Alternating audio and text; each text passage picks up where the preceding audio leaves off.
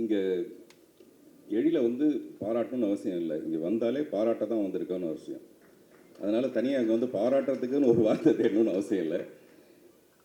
ரொம்ப ஆச்சரியமாக இருக்கிறது என்னென்னா, சிஷ்யன் வந்து சினிமாவுக்கு வந்து 25 வருஷம் ஆகிடுச்சு. ஆனால் அவர் குருவாக இருந்த எனக்கு வந்து இன்னும் ஒரு 5 வருஷம் கூட ஆகலை. அந்த மாதிரி ஒரு நினப்பில் தான் நான் வாழ்ந்துட்டு இருக்கேன். நல்லா கவனிச்சிங்கன்னா நான் ஃபங்க்ஷன்லாம் வச்சுருக்கவே மாட்டேன். அதில் ஒரு புத்திசாலித்தனம் ஒன்று இருக்குது. பொதுவாக நம்ம எழில் வந்து கொஞ்ச நாள் என்கிட்ட அசிஸ்டன்ட் டைரக்டராக இருந்தார். பொதுவாக நம்ம அசிஸ்டன்ஸ் எல்லாம் எப்படி ஞாபகம் வச்சுக்கோம்னா, நல்ல நல்ல அசிஸ்டன்ஸ்லாம் மறந்துடுவோம். கொஞ்ச நாளைக்கு முன்னாடி ராஜா சாருக்கு வந்து ஒரு கேக் கொடுக்கணும் அப்படின்னும் போது அதில் வழக்கமாக நம்ம எதாவது எழுதுவோம் இல்லையா? அதனால் இசையே புள்ளி புள்ளி புள்ளி, கடலே புள்ளி புள்ளி புள்ளி, பார்த்திபன் அந்த மாதிரின்னு சொல்லிட்டு ஒரு கேக் ரெடி பண்ணி எடுத்துருவாங்க அப்படின்னு. பிரசாத் ஸ்டுடியோவில் அவருடைய டோர் வந்து 2 டோர் இருக்கும். இந்த டோரை திறந்துட்டு உள்ளே போகணும். இந்த டோரை திறக்கும் போது அது கேக் எப்படி இருக்குன்னு பார்க்கலான்னு நான் திறந்து பார்த்தேன். பார்த்தா இசையே பூ இல்லி புள்ளி அப்படி இருக்கு. எனக்கு கெட்ட வார்த்தையில் திட்டு கோவம் வந்துருச்சு. யோ இல்லையா, அது இசையே புள்ளி புள்ளி புள்ளின்னா புள்ளி புள்ளி வச்சு இல்லை சார், நீங்கள் எப்போவுமே டிஃப்ரெண்ட்டாக தானே எதையாவது யோசிப்பீங்க, அதனால நீங்கள் அப்படி தான் சொல்லியிருப்பீங்கன்னு நினச்சி நான் எழுதிட்டு வந்தேன் சார் அப்படின்னு. இப்போது ஒரு 4-5 நாளைக்கு முன்னாடி இப்போ நான் புதுசாக பண்ணுற டீம்ஸ்னு ஒரு படத்துக்கு வந்து வேர்ல்டு புக் ஆஃப் ரெக்கார்ட்ஸில் வந்து அது ஒரு ரெக்கார்ட் பண்ணியிருக்கு. அந்த ஃபஸ்ட் லுக் வந்து ஸ்க்ரீனில் சென்சார் சர்டிஃபிகேட்டோட ரிலீஸ் பண்ணதுக்காக அது வேர்ல்டு ரெக்கார்டு பண்ணியிருக்காது. அது என்ன அறியாமல் நடந்தது. ஸோ அதுக்கு ஒரு ஃபங்க்ஷன் ஒன்று வச்சுருந்தோம். அது சின்ன இடம். அது சார் இந்த இதெல்லாம் எங்கே வைக்கிறதுன்னு கேட்டாங்க. நான் சொன்னேன், வழக்கமாக இந்த கல்யாண மண்டபத்தெல்லாம் பன்னீர் தெளிக்கிறதுக்குன்னு ஒரு இடம் இருக்கும்ல, நுழைஞ்ச உடனே அந்த இடத்துல இதை வச்சுருங்க அப்படின்னு.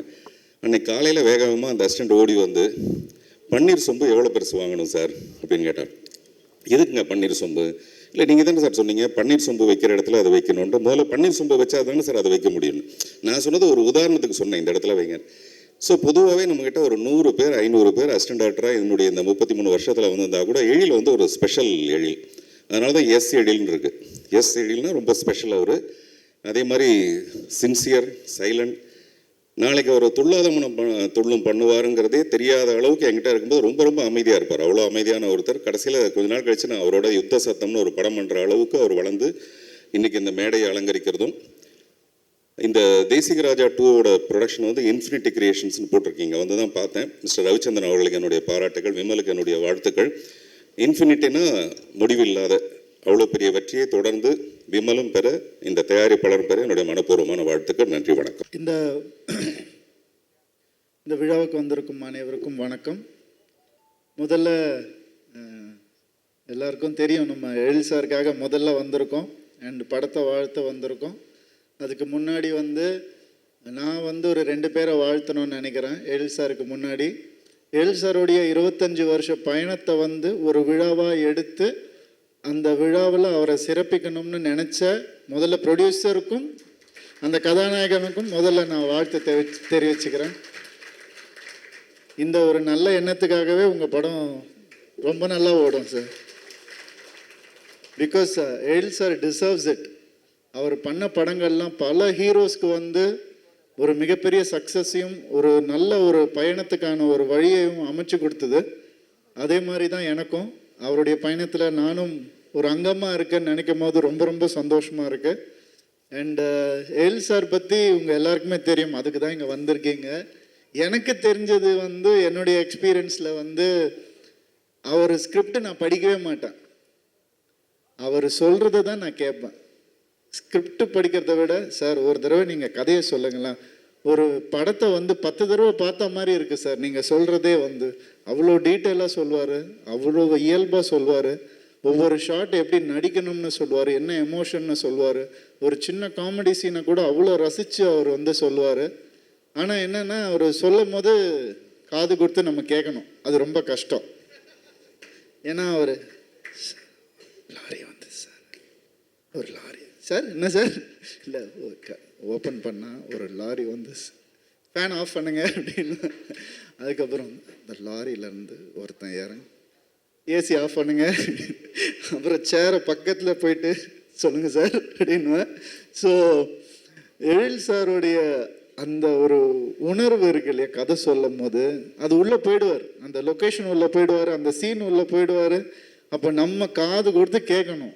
அப்படியே கேட்டால் ஒரு நல்ல படத்தை பார்த்தா ஒரு ஃபீல் கிடைக்கும். அவர் எப்போ கதை சொன்னாலும் சார் இன்னொரு தடவை சொல்லுங்கள் சார்னு கேட்பேன் நான். எனக்கு ரொம்ப பிடிச்ச படம் என்னுடைய கெரியரில் தீபாவளி. அந்த படத்தை வந்து எழில் சார் இயக்குனார். இன்றைக்கும் வந்து ஒரு திருப்பதி பிரதர்ஸ், நம்ம லிங்குசாமி சார் அவங்க பிரதரும் சேர்ந்து ஃபர்ஸ்ட் டைம் அந்த படத்தை வந்து ப்ரொடியூஸ் பண்ணாங்க.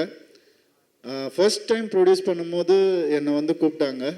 நான் வந்து சொன்னேன், உண்மையாகவே எனக்காக அதை நீங்கள் ப்ரொடியூஸ் பண்ணுறீங்களா இல்லை எழில் சாருக்காக பண்ணுறீங்களா அப்படின்னு நான் கேட்டேன். ஏன்னா நான் படங்கள் பண்ணுறது அதெல்லாம் வேறு.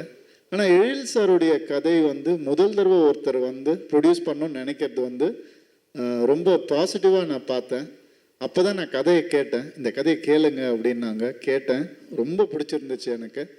அண்டு இந்த மாதிரி எழில் சார் நீங்கள் நல்ல படங்கள் அடுத்தடுத்து பண்ணணும் சார். ஃபாஸ்ட்டாக பண்ணணும் சார். நிறைய படங்கள் வரணும் சார். நாங்கள் எல்லாம் அதை பார்த்து ரசிக்கணும்னு ஆசைப்பட்றேன் நான். அண்டு பார்த்திபன் சார் சொன்னார், இந்த எஸ்னா வந்து ஸ்பெஷல் எழில் அப்படின்னாங்க. நான் என்ன சொல்கிறேன்னா, நோ சொல்லாத எழில் அவர். எல்லாத்துக்கும் எஸ் தான் வருது. சார் இந்த ஷார்ட் இப்படி பண்ணிக்கலாமா சார் இந்த ஆக்ஷன் இப்படி பண்ணிக்கலாம், எஸ் எஸ் அப்படின்னு சொல்லுவார். அந்த பாசிட்டிவான ஒரு எனர்ஜி வந்து ரொம்ப ரேர். அது பார்க்குறது எல்லாமே நல்லா வரணும்னு நினச்சி அந்த ப்ரொடக்ஷனை வந்து காப்பாற்றணும்னு நினைக்கக்கூடிய சில டைரக்டர்ஸில் அவர் ரொம்ப ஒரு முக்கியமான ஒருத்தர். அதனால்தான் இந்த அளவுக்கு அவருக்கு பெரிய வெற்றிகள் கிடைச்சிருக்கு. அண்ட் 25 சும்மா இன்னும் நிறைய போகணும். அவர் நாங்களும் கூட இருக்கோம். கண்டிப்பாக நிறைய நல்ல படங்கள் பண்ணணும். 50 ஆகணும், 75 ஆகணும், 100 ஆகணும், 100 வயசு நல்லா இருக்கணும். அவர் வாழ்த்தி விடைபெறுகிறேன். நன்றி, வணக்கம். Thank you so. எழில் 25ன்னு வந்துக்கிட்டே இருக்குது. இதை பார்க்கும்போதெல்லாம் எனக்கு தேசிங்க ராஜா 25வது வாரம் அப்படின்ற ஒரு போஸ்டர் எனக்கு கண்ணுக்குள்ளே வருது. அந்த வெற்றிக்கு என்னுடைய வாழ்த்துக்கள். எல்லோரும் சொன்ன மாதிரி எழில் வந்து நல்லா பழகுவதற்கு இனிமையானவர். எனக்கு ரொம்ப வருஷமாக தெரியும். கிட்டத்தட்ட என் வீட்டு பக்கத்தில் தான் இருக்கார் அவர். ஒரு 20-25 வருஷங்களுக்கு மேலே துல்லாத மனம் துள்ளும் படம் பார்த்துட்டு நான் ப்ரொஜெக்ஷன் பார்த்துட்டு வரும்போது எழில் இல்லை, எடிட்டர் தான் இருந்தார். எடிட்டரை கூப்பிட்டு சொன்னேன், அந்த படம் விஜய் கேரியர்லேயே மிகப்பெரிய ஹிட் ஆகும் அப்படின்னு சொன்னேன். நானே வர வச்சு ஒரு படம் பண்ணியிருக்கேன், இருந்தாலும் சொன்னேன் இந்த படம் மிகப்பெரிய ஹிட் ஆகும் அப்படின்னு சொன்னேன். சொன்ன உடனே அடுத்த நாள் எழில் என் வீட்டுக்கே வந்துட்டார். வந்து ஒரு சாக்லேட் பாக்ஸ் வாங்கிட்டு வந்து, என் பையன் குழந்தையாக இருந்தான், சின்ன பையனாக இருந்தான், ஒரு சாக்லேட் பாக்ஸ் கொடுத்துட்டு, ரொம்ப தேங்க்ஸ் சார், இந்த படம் உங்களுக்கு பிடிச்சிருக்கா சார் அப்படின்னு கேட்டார். நான் சொன்னேன், எழில் மறந்துருக்க மாட்டார்னு நினைக்கிறேன், இந்த படம் நிச்சயமாக மிகப்பெரிய வெற்றி படமாக அமையும் அப்படின்னு சொன்னேன். சௌத்ரி சார்ட்டையும் சொன்னேன், சார் சூப்பர் குட் கேரியர்லேயே அந்த படம் பாருங்கள், நாட்டாமை அளவுக்கு பெரிய ஹிட் ஆகும் சார் அப்படின்னு சொன்னேன். சொன்ன மாதிரியே அந்த படம் பெரிய ஹிட் ஆச்சு. அதுக்கப்புறம் எழில் ஏகப்பட்ட ஹிட்டு கொடுத்தாரு. அதில் என்ன பெரிய பியூட்டினா, காலத்துக்கு ஏற்ப தன்னை மாற்றிக்கிட்டு தன்னை அடாப்ட் பண்ணிக்கிட்டு இந்த காலத்துலேயும் ஒரு நிறைய ஹிட்டு கொடுத்துட்ருக்காரு. வேலை என்ன வந்துட்டா, வெள்ளைக்காரன், இந்த சரவணம் இருக்க பயமேன், இந்த மாதிரி பல படங்கள் பண்ணி இந்த காலத்துலேயும் பெரிய ஹிட் பண்ணிகிட்ருக்காரு. இன்னும் ஹிட் பண்ணிகிட்டே இருக்கார் தொடர்ந்து. எல்லோரும் சொன்ன மாதிரி எழில் 50 பார்க்கணும். 50 வரும்போது நம்மெல்லாம் இருப்போமோ என்னமோ தெரியல. ஆனாலும் அப்போ எழில் 50ன்னு வரணும். 50ன்னு வரும்போது எழில் 50 வரும்போது இன்னும் பல வெற்றி படங்கள், இப்போ 14 படம் தான் பண்ணியிருக்காருன்னா அப்போ ஒரு 50 படம் பண்ணியிருக்கணும். இனிமேல் ஃபாஸ்ட்டாக பண்ணுவார்னு நான் நினைக்கிறேன். வாழ்த்துக்கள், நன்றி. Thank you so much. எல்லாத்துக்கும் என்னுடைய பணிவான வணக்கம். எழில் அவருடைய 25வது வருடம், அதுக்கப்புறம் தேசிங்க ராஜா படத்தினுடைய விழா ரெண்டும் சேர்ந்து நடந்துகிட்ருக்கு. எழில் அவர்களை முதல் திரைக்கு கொண்ட இந்த சந்தர்ப்பம் கொடுத்த சௌத்ரி சாருக்கு மனமார்ந்த நன்றி முதல் தெரிவிச்சுக்கணும். ஏன்னா அவர் நிறைய பேர்த்த இந்த மாதிரி நிறையா டெக்னீஷியன்ஸ் வந்து, அதுவும் டைரக்டர்ஸ் குறிப்பாக வந்து நிறைய பேர்த்த வந்து அவர் இன்ட்ரடியூஸ் பண்ணிக்காரு. அடுத்தபடியாக இப்போ இவ்வளோ சிறப்பாக இந்த 25வது வருடம் இந்த தயாரிப்பாளர் ரவிச்சந்திரன் அவர்களுக்கும் என்னுடைய நன்றியை தெரிவிச்சுக்கிறேன். எழில் அவர்களை பற்றி எனக்கு அதிகமாக தெரியாது, அதுதான் உண்மை. என்னென்னா, அவர் படங்களை தெரிஞ்ச அளவுக்கு அவரோட நான் பழகிறதுக்கான வாய்ப்பு கிடைக்கல. ஆனால் ஒவ்வொருத்தரும் சொல்லும்போது அதை மட்டும் கேட்டுக்குவேன் நான். அவர் படங்கள் அதுதான் எனக்கு வந்து மிஸ் பண்ணாமல் படங்கள் வந்து நான் பார்த்துருக்குறேன். அவர் வந்து படங்களில் வந்து மெயினாக வந்து அந்த ஹியூமர், அந்த டச்சு மிஸ் பண்ணாமல் ஒவ்வொரு படத்துலையும் அது இருக்கிற மாதிரி பார்த்துக்குவார். அதுதான் அவருடைய பெரிய பலம் அப்படின்னு நான் நினைக்கிறேன். இப்போ அவர் படத்தில் மட்டும் ஹியூமர் இல்லை, நான் ஒரு ஃபங்க்ஷனுக்கு வரும்போதே ஹியூமராக தான் இருந்தது. என்னென்னா புறப்பட்டேன், முதல்ல இன்றைக்கி வெளியூர் இருக்கிறதா இருந்தேன், அப்புறம் இன்றைக்கி வெளியூர் போகிறது கேன்சல் ஆச்சு. அதுக்கப்புறம் காலையில் கேட்டேன், இல்லைங்க நான் வந்துடுறேன் அப்படின்னேன். புறப்படுற நேரத்தில் என்னுடைய மனைவி பொன்மாணிக்கு வந்தார். வந்தோடனே புறப்படுறீங்களா? ஆமாம் சார் வந்துடுறேன் மனைவி அப்படின்னேன். கரெக்டாக வந்துடுங்க அப்படின்னு சொல்லிட்டு அவர் ஏதோ ஒரு இடம் சொன்னார். இல்லையே இங்கே தானே அப்படின்னு சொல்லிட்டு நான் கேட்டேன். இல்லை தெளிவாக வேற ஒரு இடத்த சொன்னார். அப்புறம் என்ன மனைவி கொஞ்சம் கரெக்டாக இது பண்ணிக்கோ. இல்லை எனக்கு பிஆர்ஓ ஜான்சன் கரெக்டாக அனுப்பிச்சிட்டார் சார், நான் கையிலேயே வச்சிட்ருக்கேன், 4th ஃப்ளோரு அப்படின்னாரு. என்னடா அது அப்படின்னு சொல்லி கன்ஃபியூஸாக இருக்குது அப்படின்னு சொல்லிட்டு அப்புறம் எதுக்கு இன்னொரு தடவை செக் பண்ணுங்க அப்படின்னேன். அப்புறம் செக் பண்ணிவிட்டு அவரை திட்டிகிட்டு இருக்காரு, இவரை திட்டிக்கிட்டு இருக்காரு. அப்புறம் கடைசியில் இல்லை இங்கே தான் இந்த ஹோட்டலில் தான் அப்படின்னாங்க. அப்புறம் வந்ததுக்கப்புறம் பார்த்தா நான் நேராக அப்படி போயிட்டேன்.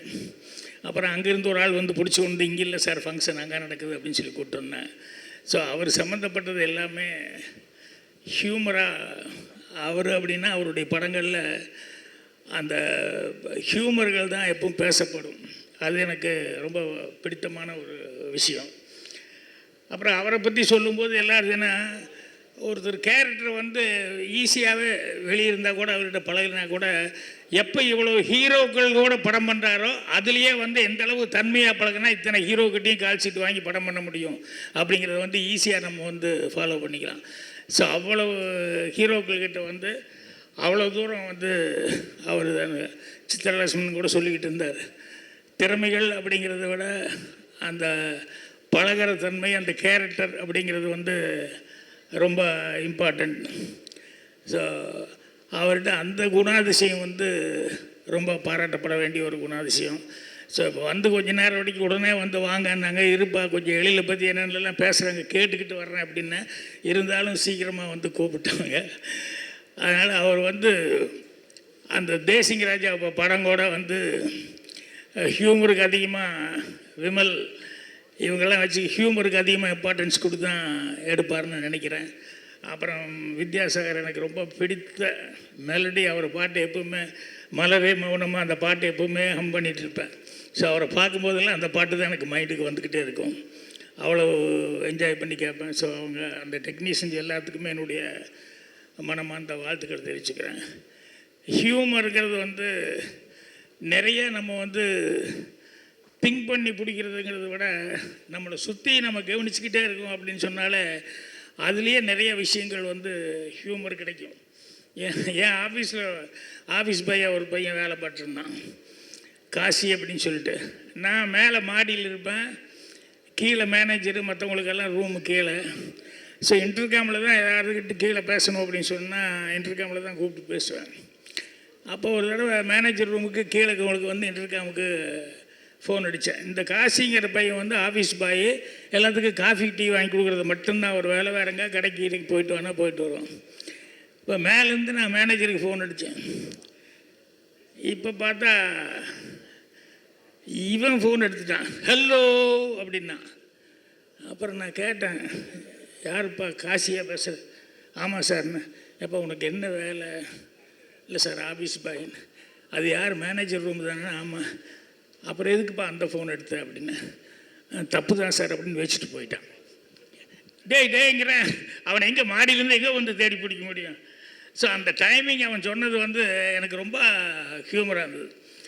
அது மாதிரி ஹியூமருக்கு நம்ம வெளியே சினிமாவில் கூட நிறைய ஹியூமரு. சில நேரங்களில் இந்த கிழக்கே போகும் ரயில் படுத்தப்போ எல்லோரும் ரிகல்சல் பார்த்துட்ருக்குறோம். அந்த ராதிகா பூவரசம் பூ பாட்டுக்கு அந்த தூது போ ரயிலேன்னு லைன் வரும்போது அந்த லைனை அப்படியே பின்னால் பேக்ட்ராப்பில் ட்ரெயின் இருந்தால் நல்லாயிருக்கும் அப்படின்னு சொல்லி மேட்டுப்பாளையம் அங்கே ட்ரெயின் வர்ற ரயில்வே ட்ராக் வரமா எல்லாமே இப்போ பர்மிஷன் எல்லாம் கொடுத்து எல்லாம் வாங்குறது, அதெல்லாம் நிறைய பணம் கட்டணும். அதை விட ட்ரெயின் அப்படி போகும்போது இப்படி ராதிகாவை ஒரு சின்ன மூமெண்ட் கொடுக்க சொல்லி பேக் ட்ராப்பில் போகிற மாதிரி எடுத்துக்கலாம் அப்படின்னு சொல்லிட்டு 4:30 மணிக்கு ஆனமோ ட்ரெயின் வரும்னு சொல்லிட்டு 2:30 மணிக்கு சாப்பிட்டு 2:30 மணி 3 மணிலேருந்து பாவம் அந்த பொண்ணு புதுசுங்கிறதுனால அந்த நேரத்தில் ராதியா புதுசுங்கிறதுனால கொஞ்ச நேரம் காப்பிட்டு ஒரு ரிகல்சர் அப்படிம்பாங்க. உடனே நாகரா போடுவாங்க, ரிகல்சர் பார்ப்பாங்க, தூது போ ரயிலேன்னு டான்ஸ் ஆடிட்டே இருக்கும். ஒரு 5 நிமிஷம் 10 நிமிஷத்துக்கு ஒரு தடவை ட்ரெயின் வர வரைக்கும் பண்ணிக்கிட்டே இருந்தாங்க. மிஸ்டேக் பண்ணிக்கூடாது, கரெக்டாக ட்ரெயின் ஒரு தடவை மிஸ் பண்ணிட்டோம்னா அப்புறம் நாளைக்கு தான் கஷ்டம், அது இதுன்னெல்லாம் சொல்லி திருப்பி டான்ஸ் ஆட வச்சுட்டே இருந்தோம். அதுக்கப்புறமா வந்து ட்ரெயின் வரும்போது ரெடி, மிஸ் பண்ணிடாத அப்படி இப்படின்னு சொன்னான். ட்ரெயின் பக்கத்தில் வரும்போது நாகரா ஆன் பண்ணாங்க. அது கீழே ட்ரெயின் வந்ததில் இந்த நாகரா சத்தமே கேட்கல. ராதிகா அப்படியே நின்றுக்கிட்டு இருக்கு. டைரக்டர் முழிக்கிறாரு. நாங்கள் என்ன எல்லாருக்குமே தெரியும், அது வந்து அந்த ட்ரெயின் சத்தத்தில் யாருக்குமே எதுவுமே கேட்கல. ராதிகாவும் திருன்னு முழிச்சிட்டு இருக்கு. டைரக்டர் நாங்கள்லாம் அப்போ தான் ரியலைஸ் பண்ணுறோம், இந்த ட்ரெயின் வந்தால் இவ்வளோ பக்கத்தில் வரும்போது எவ்வளோ சத்தம் வரும், இது கொஞ்சம் கூட யோசிக்காமல். அதுக்கப்புறம் எல்லோரும் சைலண்ட்டாக அப்படியே பார்க்குறோம். எல்லாத்துக்குமே சிரிப்பு வந்துருச்சு. என்னென்னா இன்றைக்கி இப்போ அவ்வளோதான், ஒன்றும் பண்ண முடியாதுன்ட்டு. அப்புறம் அடுத்த நாள் வந்து வேறு எங்கேயோ தூரமாக ஒரு இடத்துல வச்சுக்கிட்டு அந்த ட்ரெயின் எங்கேயோ லாங் ஷாட்டில் வர்ற மாதிரி அதை கம்போஸ் பண்ணி எடுக்கிற மாதிரி வந்து. ஸோ அது மாதிரி ஹியூமருங்கிறது வந்து நம்ம நிறையா விஷயங்கள் நம்மளை சுற்றி நம்ம கவனிச்சுக்கிட்டே இருந்தாலே நமக்கு நிறையா ஹியூமர்கள் கிடைக்கும். ஸோ எழில் படங்களில் வந்து நிறைய அந்த இவருடைய வெள்ளைக்காரன் அது அந்த ஹியூமர் நினச்சி ரசிக்கிற அளவுக்கு எப்போ பார்த்தாலும் சிரிக்கிற அளவுக்கு, நம்ம கவுண்டமணி செந்தில் அந்த வாழைப்பழ காமெடி மாதிரி அது எப்போ பார்த்தாலும் திருப்பி ரசிக்கிற அளவுக்கு இருக்கும்.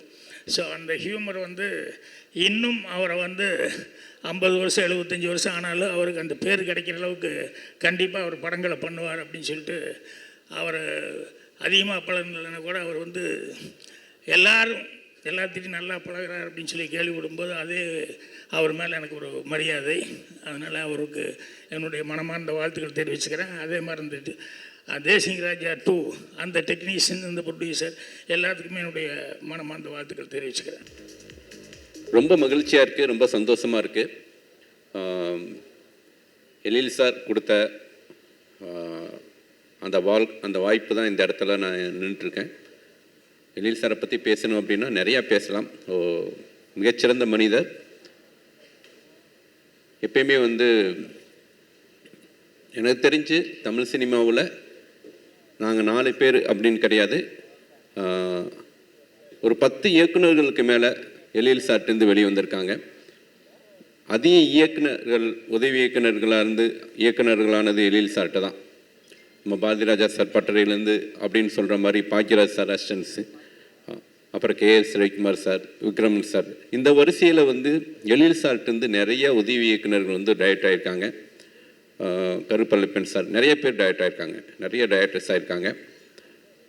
என்ன ஒரே ஒரு காரணம் அப்படின்னா, எழில் சார் கற்றுக் கொடுக்குற ஒரு விஷயம், அவர் கற்றுக் கொடுக்குறதில்ல, அவர் கூட இருந்தாவே நம்ம கற்றுக்கலாம், அந்த ப்ரெஷர் ஹேண்ட்லிங்.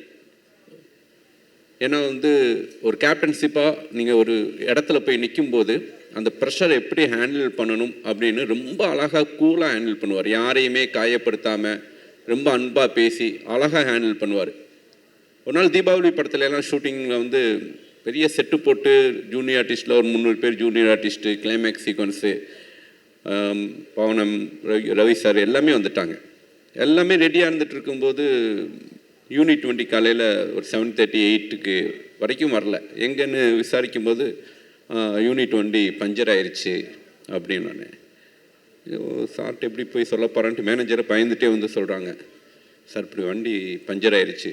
அப்படியா, சரி ஓகே வாங்க ரூமுக்கு போய் அந்த சீனை பேசுவோம் அப்படின்ட்டு ரொம்ப கூலாக, பஞ்சர் ஆயிடுச்சு நம்ம என்ன பண்ண முடியும், போய் பஞ்சர் ஒட்டிட்டா வர முடியும், பஞ்சர் ஒட்டிட்டு வரட்டும் அப்படின்ட்டு அந்த டயத்தை கூட வந்து ரொம்ப கூலாக ஹேண்டில் பண்ணி அந்த ப்ரெஷரை வந்து எல்லாருக்கும் செலுத்தாமல் அந்த சீனை அந்த மிட்வீன் கேப்பில் எவ்வளோ மெருகேற்றணுமோ அப்படி தான் வந்து எழில் சார் வந்து சீனை ஒர்க் பண்ணார். ஸோ அவரோடு ஒர்க் பண்ண அந்த ஒரு திரைப்படம் தான் வந்து எனக்கு வந்து வெண்ணிலா கபடி குழுங்கிற அந்த வாய்ப்பை கிடச்சிச்சு. இன்றைக்கி சூரிங்கிற ஒரு நடிகன் இன்றைக்கி ஒரு கதாநாயகனாக இருக்கிறான் அப்படின்னா அதுக்கு காரணம் எழில் சார் தான். தீபாவளி திரைப்படத்தில் ஒரு சின்ன ஒரு கதாபாத்திரம் கொடுத்துருப்பாரு. அந்த ஒரு 2 சீனில் பிரமாதமாக சூரியன் நடிச்சிருந்தான். அதை பார்த்துட்டு தான் இந்த பையன் ரொம்ப நல்லா நடிக்கிறானே அப்படின்ட்டு அதுக்கப்புறம் நான் என்னுடைய முதல் படத்தில் வந்து வெண்ணிலா கபடிக்குள்ளே வாய்ப்பு கொடுத்தேன். சூரி இந்த இடத்துல இருக்கிறதுக்கு காரணமும் எழில் சார் தான். நிறைய நடிகர்களை வந்து எழில் சார் வந்து அறிமுகப்படுத்தியிருக்காரு. நிறைய டெக்னீஷியன்ஸ், கேமராமேன், எடிட்டர், ரைட்டர்ஸ், இப்படி அவர் நிறைய நடிகர்களுக்கு அவருடைய வேல்யூ தெரிய மாட்டேங்குது. அதாவது இன்க்ளூடிங் காமெடியில் நடிக்கக்கூடிய ரவிமரியா சார் சொன்ன மாதிரி தான், அவ்வளோ ஈஸியாக காமெடி வந்துடாது. ஒரு நடிகர்லாம் வந்து ஸ்டேஜில் வந்து எழில் சார் அங்கே உட்காந்துக்குவாரு, நாங்கள் இங்கே எல்லாமே வந்து பண்ணிடுவோம், அப்புறம் வந்து அப்படிலாம் கிடையாது. என்ன கண்டென்ட்னு முழுசாக சொல்லிடுவார். அந்த கண்டென்ட்டில் எவ்வளோ தேவைன்னு அவருக்கு தெரியும். எடிட்டிங்கில் அவங்க நடித்தது எல்லாமே வராது.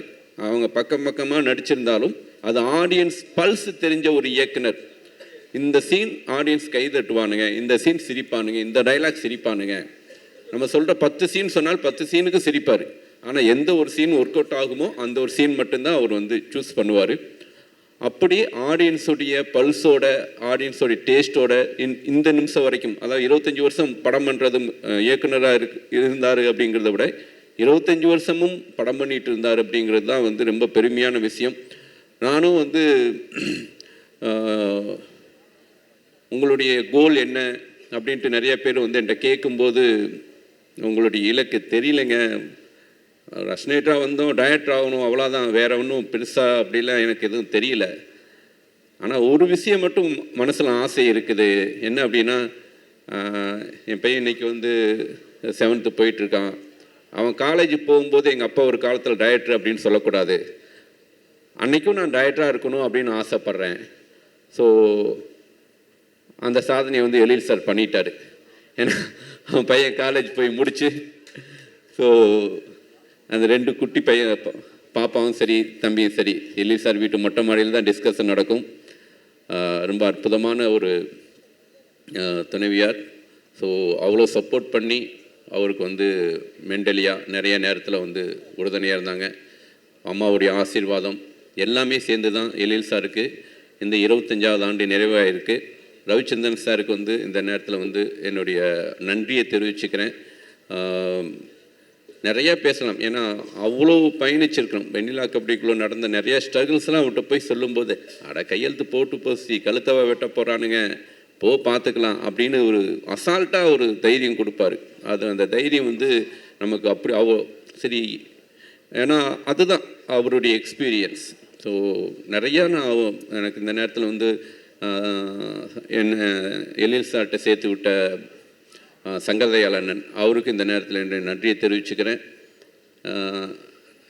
என் அப்பா அம்மா எப்படி நல்லா இருக்கணும்னு நினைக்கிறனோ, என் பிள்ளை எப்படி நல்லா இருக்கணும்னு நினைக்கிறனோ, அப்படி எழில் சார் அவர் வந்து நல்லா இருக்கணும்.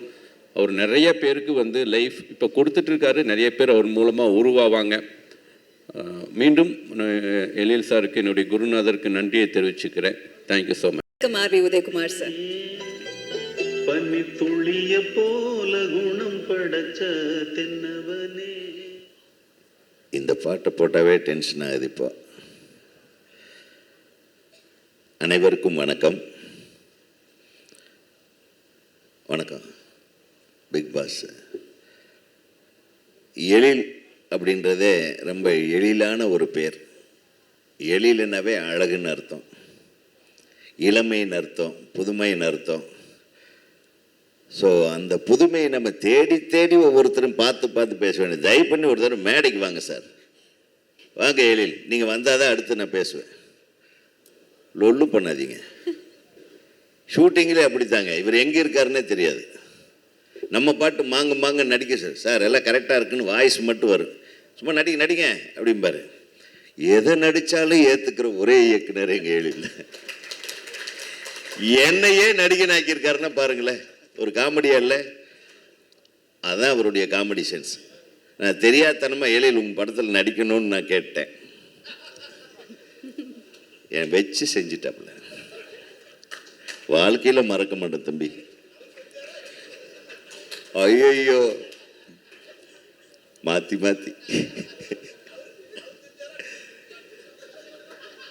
எழில் வந்து ஆரம்ப காலம் ரொம்ப பிரமாதமாக, இப்போ ரவிக்குமார் சார் சொன்ன மாதிரி இவங்கெல்லாம் ஒரு வயிற்று பிள்ளைகள், ஒரு தாய் பிள்ளைகள் மாதிரி.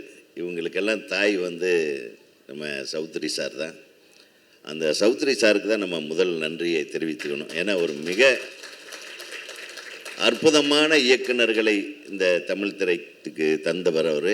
நம்ம Vikraman sir, KS Ravikumar sir, அடுத்தது எழில் சார், இன்னும் நிறைய. அந்த பட்டியலில் அவர் சொன்னாரா எத்தனைன்னு அவராலேயே கணக்கு தெரியாது போயா அப்படின்ட்டாரா. அப்போது புதுசாக வர்ற இப்போ இயக்குனர்களுக்கு ஒரு வாழ்க்கையை கொடுக்குற ஒரு தயாரிப்பாளரை நம்ம எப்பவுமே மறக்கக்கூடாது. இன்றைக்கி வரையிலும் அவர் ஒரு தகப்பன் ஸ்தானத்தில் தான் வச்சுருக்கேனே அப்படின்னு என்கிட்ட சொல்லுவார். அதுக்கு ஒரு பெரிய ஹேட்ஸ் ஆஃப் டு.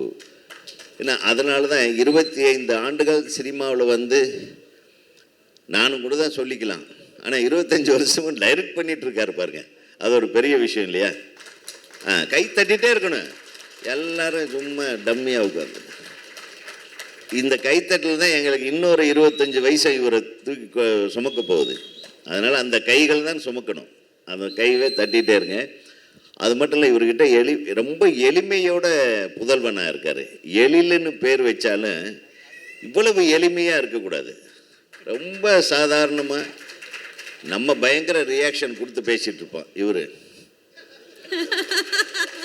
ஆடப்பாவி நான் சொன்னது கரெக்டாக தப்பா இல்லை, ஓகே நல்லா இருக்கு.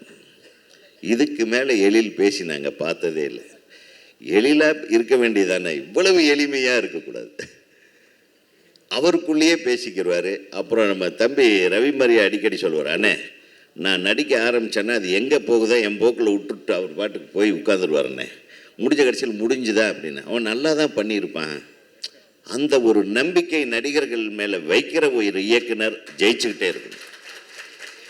இந்த ரவிமரியா சொல்லி தான் உங்களை பற்றி நமக்கு ஜாஸ்தியாக, ரவிமரியாவுக்கு அடுத்து நான் அந்த இடத்த பிடிக்கணுங்கிறதுக்காகத்தான் நான் நடிக்க வரேன் தம்பின்னு. அவன் விடவே மாட்டேன்றான். நான் என்ன பண்ணேன் இல்லை, இப்போ நான் இங்கே எங்கேயே கொஞ்சம் காமெடியாக பேசலாமேன்னு தான். இவருடைய முதல் படம், அதாவது துள்ளாத மனம் துள்ளும் அவ்வளோ ஒரு பொயட்டிக்கான ஒரு படம். அதில் பெரிய காமெடியே கிடையாது. படத்தில் காமெடி இருக்கா? கொஞ்சம், ஆமாம் கொஞ்சம் இருக்கும். பட் அந்த கதை அவ்வளவு அழகான, இந்த சிம்ரனையும் விஜய் வச்சு ரொம்ப ஆச்சரியப்பட்ட படம் அது. அந்த எழில் என் கண்ணிலே நிற்கிறார். அதுக்கு அடுத்தது அஜித் சார் படம் சொல்லலாம். அதில் பாடல் நம்ம இசையமைப்பாளர் எங்கே அவர் வித்யாசாகர் இருக்கார, போயிட்டுற வித்யாசாகர் ரொம்ப சுப்பீரியர், ரொம்ப கிரியேட்டிவான ஒரு இசையமைப்பாளர். நானும் அவர் கூட ஒரு படம் பண்ணேன். உங்களுக்கு அந்த பாட்டு என்ன பாட்டு அது? திருமண மலர்கள் தரண தான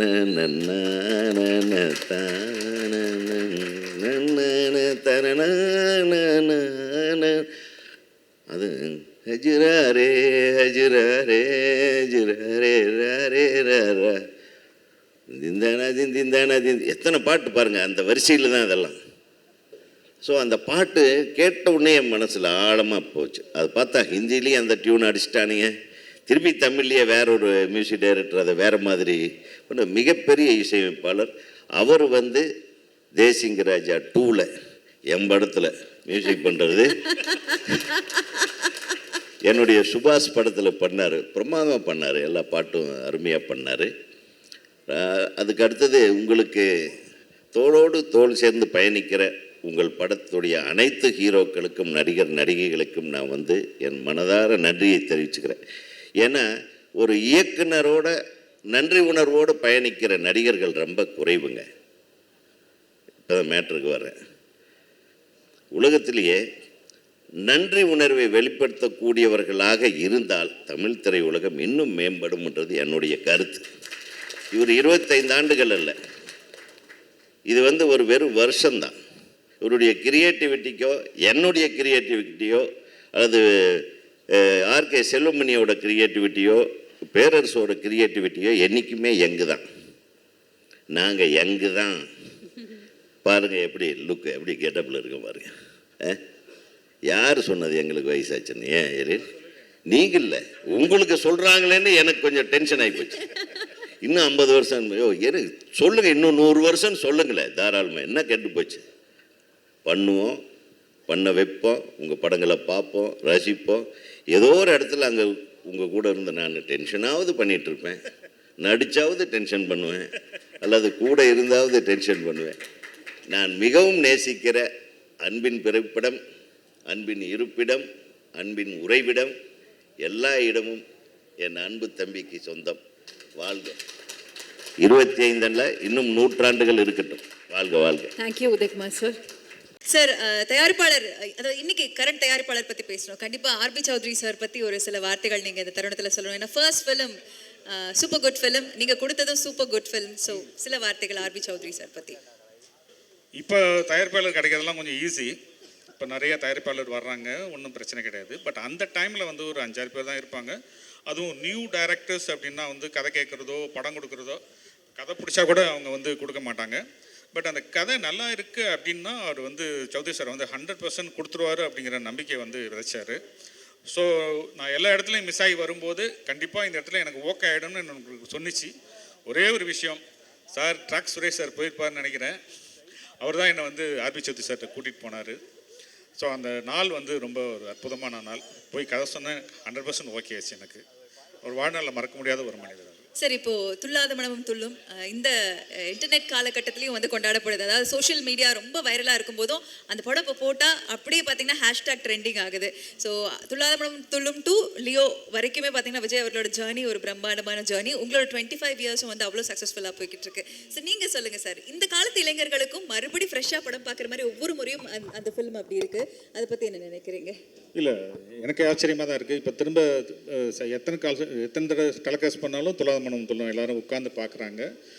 ஒரு படம் அப்படிங்கிறது வந்து ஜென்ரேஷனை தாண்டி இருக்கணும்னு நான் நினைக்கிறேன். ஸோ அந்த மாதிரி தான் என்னுடைய காமெடி படங்களும் வந்து அடுத்தடுத்த கட்டத்துக்கும் போயிட்டே இருக்கு. ஓகே சார், எல்லா ஆக்டர்ஸ் பற்றி பேசும்போது உங்களோட படத்தில் ஒர்க் பண்ண எல்லா ஆக்டர்ஸுமே பார்த்தீங்கன்னா ஒரு சூப்பர் ஹீரோஸாக மாறிடுறாங்க. அதுக்கு example Vijay sir and Ajith sir. Poovellam Unvaasam இப்போவும் சரி, அவருடைய ஜேர்னியும் ரொம்ப அழகு. ஸோ நீங்கள் சொல்லுங்கள் சார், பூவெல்லாம் உன்வாசம் பற்றி சில ரீகால், உங்களுக்கு மறக்க முடியாத memory working with Ajith sir. அப்போ நான் பூவெல்லாம் உன்வாசம் பண்ணும்போது அது ஒரு ஃபேமிலி ஸ்டோரி. அப்போ வந்து எல்லாருமே விஜய் சார் அஜித் சார் எல்லாமே அப்கமிங்காக வந்துட்டு தான் இருந்தாங்க. அந்த படத்துக்கு வந்து அவ்வளோ பெரிய ஒரு பட்ஜெட்டு, அவ்வளோ பெரிய மியூசிக் எல்லாமே வந்து பண்ணுறதுங்கிறது வந்து எனக்கு இப்போ சரியான தயாரிப்பாளர் கிடைக்கல. ஆஸ்கார் ரவி சார் தான் அதை பண்ணார். 2 வீடு கட்டணும் அப்படின்னு சொன்னேன். ஒரிஜினல் வீடே கட்டிக்க அப்படின்னு சொன்னார்.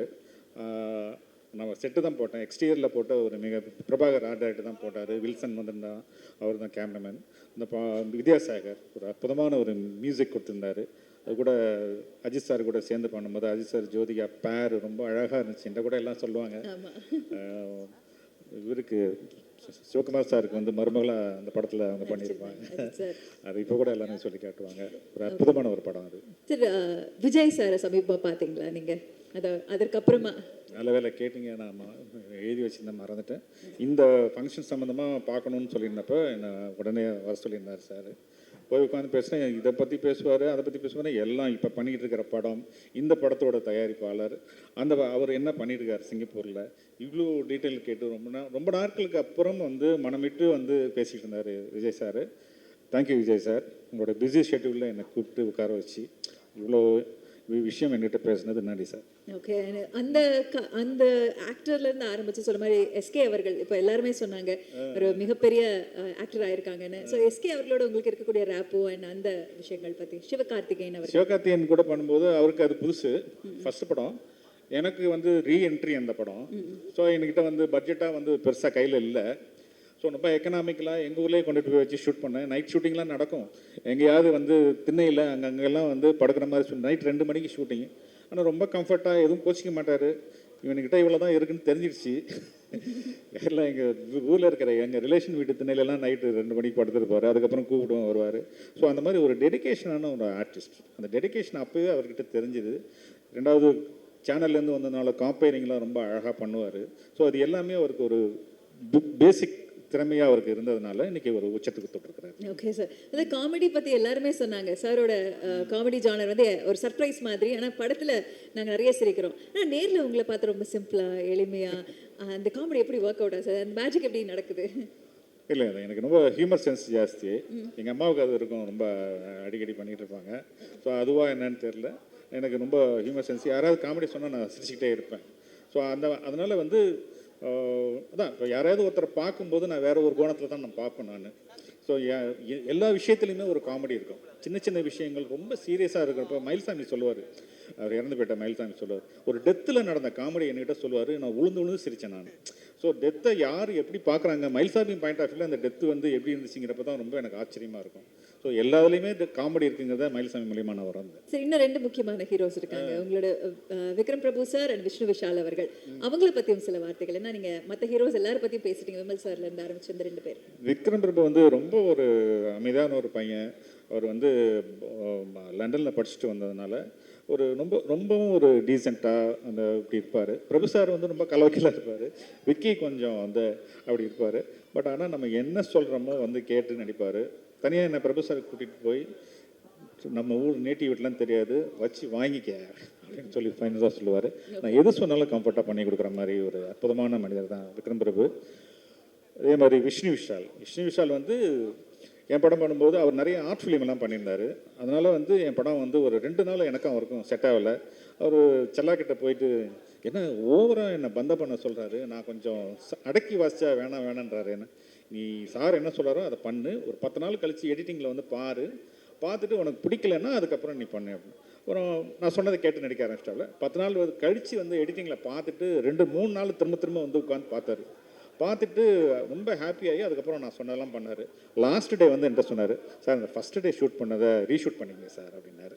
ஸோ அந்த மாதிரி ரொம்ப ஒரு டெடிகேஷன், ஒரு ஆக்டிங்கில் ரொம்ப டெடிகேட்டடாக இருப்பார். மியூசிக் டைரக்டர்ஸ்க்கும் உங்களுக்கும் இருக்கக்கூடிய ரேப்போ பற்றி, ஏன்னா உங்களோட எல்லா படங்களோட பாடல்களும் super duper hit.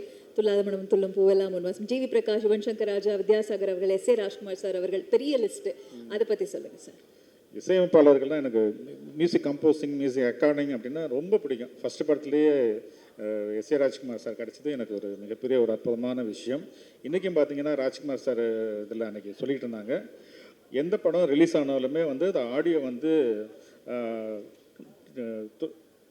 DBT Thullatha மனம் டிஎம்டிக்கு மேலேயா டிஎம்டி கீழேயா, ஆடியோ கம்பெனிஸில் சொல்கிறது டிஎம்டிக்கு மேலேயா டிஎம்டி கீழேயான்னு தான் வந்து ரெக்கார்டு வச்சுருக்கு.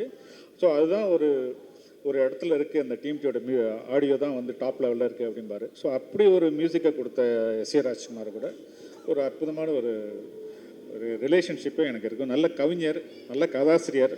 அவர் ஏன்னா கவிஞர் ஒரு பேஸ்க்கு லிரிக்ஸ் அவர் கொடுத்ததை வந்து கவிஞர் வைரமுத்து பார்த்து அதிர்ச்சி அடைஞ்சு அவரை பீட் பண்ணணும்னு பண்ணது தான் அந்த இன்னிசை பாடி வரும் பாட்டு. இனிசை.